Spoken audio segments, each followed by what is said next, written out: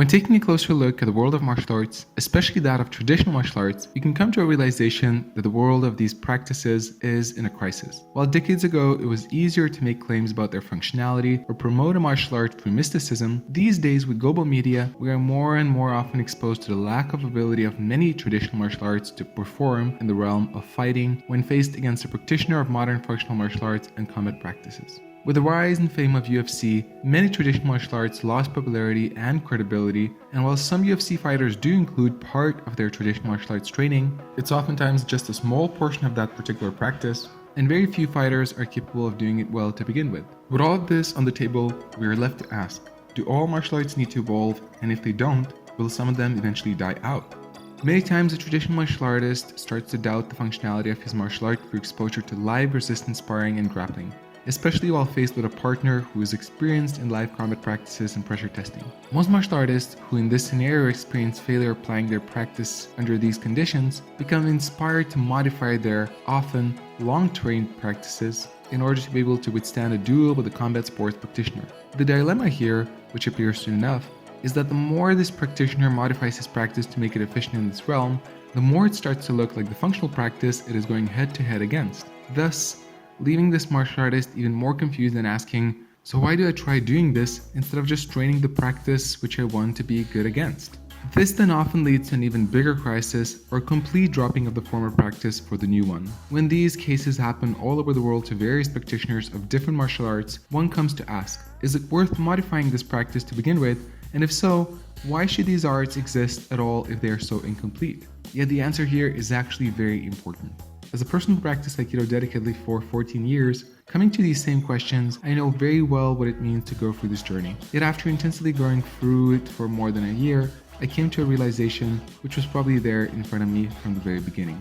First of all, it is important to understand and respect that martial arts, combat sports, and self-defense are free connected, yet also very different realms. Actually, even personal safety is an additional realm beyond just pure physical self-defense. And each of these realms has its own benefits and place in the world, or an individual's journey. The problem arises when these three get mixed up and different results are expected from the wrong realm.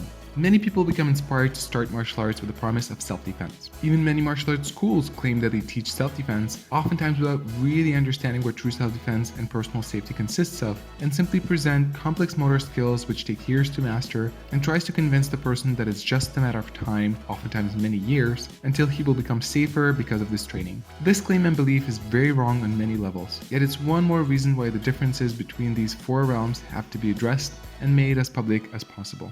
Yet not all people who come to martial arts come for self-defense. In Japan, the country which brought a big portion of the most well-known martial arts to the world, most people consciously train martial arts for what is called genki, a whole-rounded sense of feeling good and energetic, and have no interest whatsoever for the self-defense aspect. Partly, it may be due to their culture of respect, etiquette, and lack of random physical violence in the streets, yet many people in the West come for martial arts for the same reasons, feeling the same way of simply searching for a sense of feeling good. What is interesting here is that forcing these people to train for the self-defense aspect or to do competition may actually turn them away, and such a person often ends up going from gym to gym, dojo to dojo, searching for a martial arts school where he will just have the opportunity to train for his personal development. For this person, a traditional martial art, even lacking functionality in the combat sports or self-defense realm, can be ideal, and for such a person, it is very important that such a practice would exist. As long as the school is honest about what it offers and admits what it is not, it has an important role to play in the lives of these people.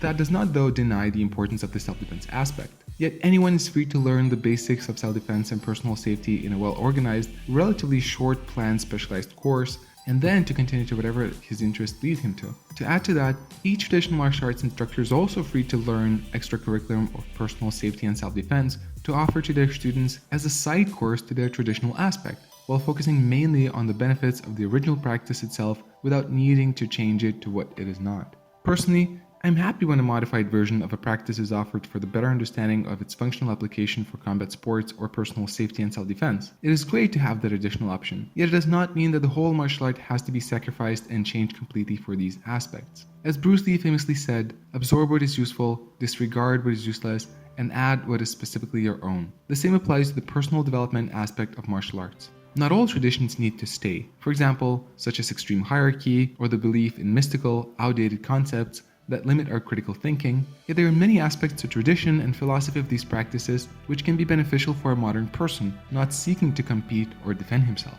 Also, while incredibly well-developed functional martial arts already exist, why should we try to reinvent the bicycle to form another functional practice out of a martial art which is not designed to do that to begin with?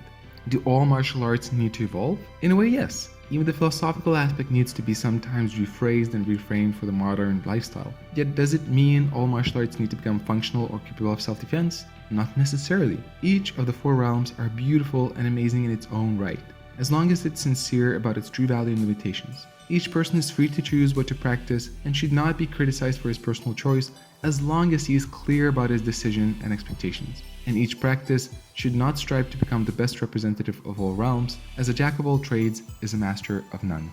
These are my realizations after intensively exploring the subject for more than a year. What realizations did you come to? Do you agree with the message in this video? Let me know in the comments. If you like the message, make sure to press the like button and share this video with your martial arts community and friends. If you want more videos like this one, subscribe to the Martial Arts Journey channel. This was Rokas, and I wish you to own your journey.